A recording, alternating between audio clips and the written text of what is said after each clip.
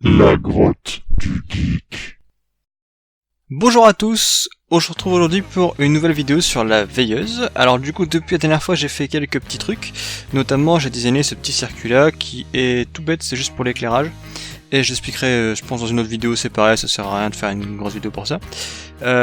Aujourd'hui on va attaquer la mécanique, et du coup avant toute chose je voudrais tenter de faire une prière au dieu de la mécanique. On sait jamais, ça peut marcher.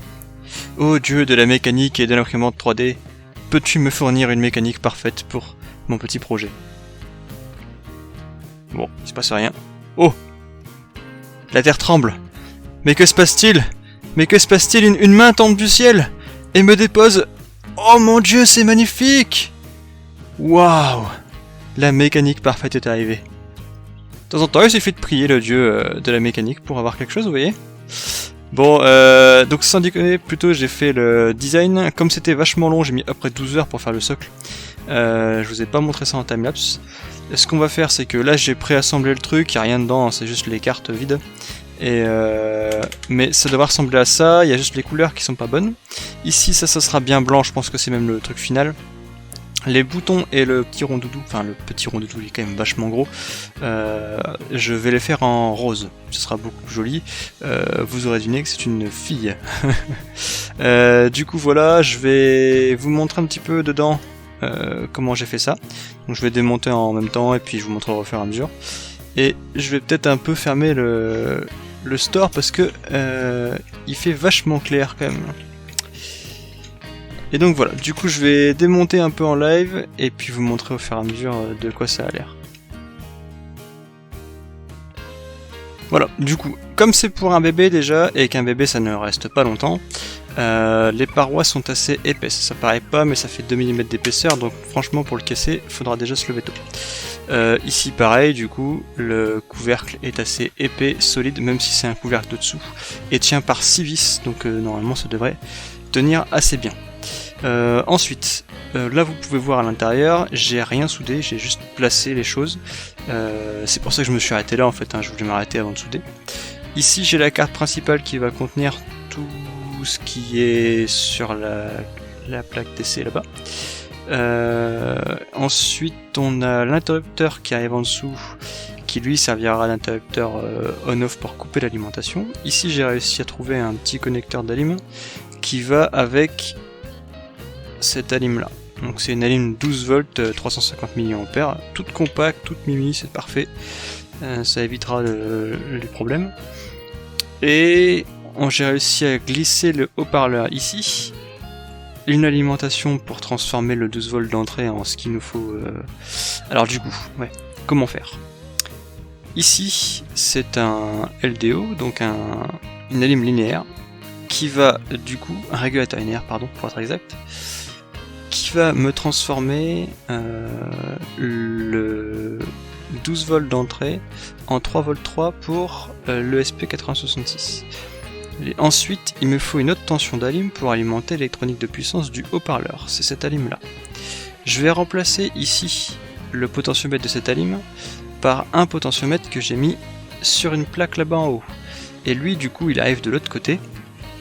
Et c'est le petit bouton musique qu'on voit ici. Alors je vais vous mettre de plus près, vous verrez mieux. Donc j'ai le petit bouton musique.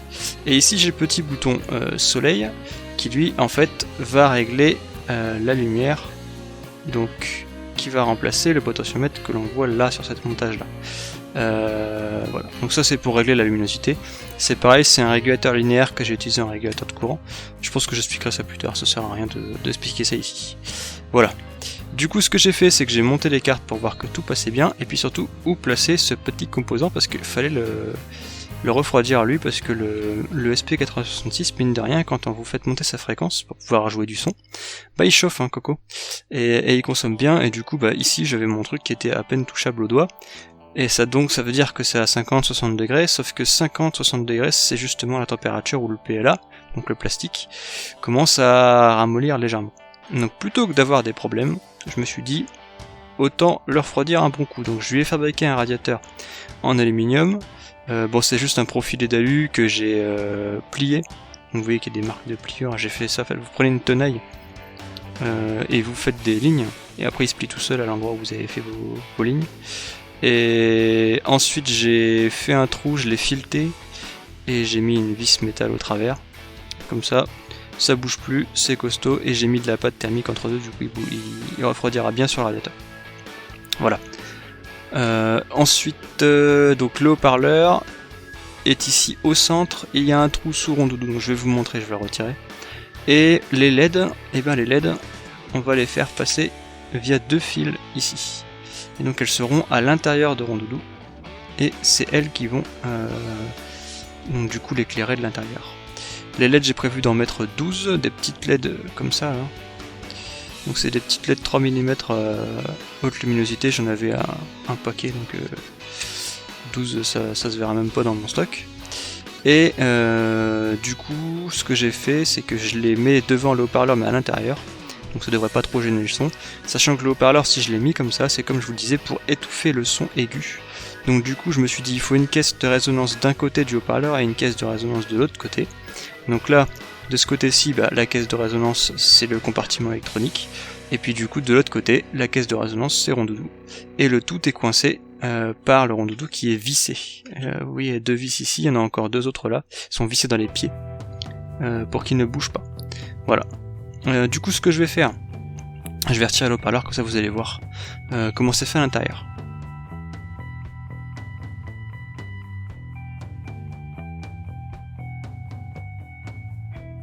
Voilà du coup ce que je disais, donc le haut-parleur ici, il a le trou pour venir injecter l'air, le son dans le Rondoudou.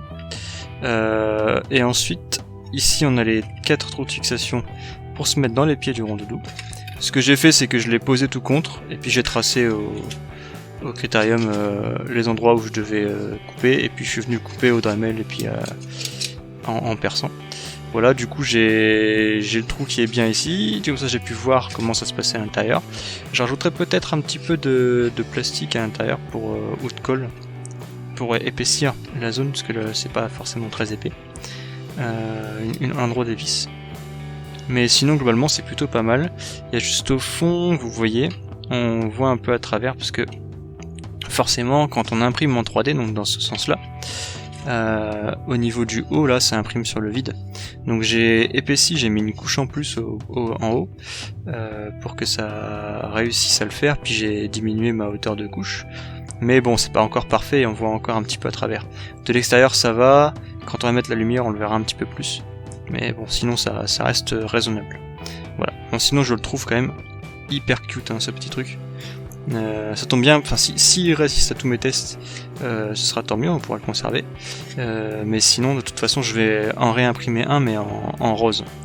Donc celui-là il servira plus à rien au final, donc j'espère pouvoir le conserver. Par contre si jamais il résiste pas au test mécanique, bon j'y peux rien quoi.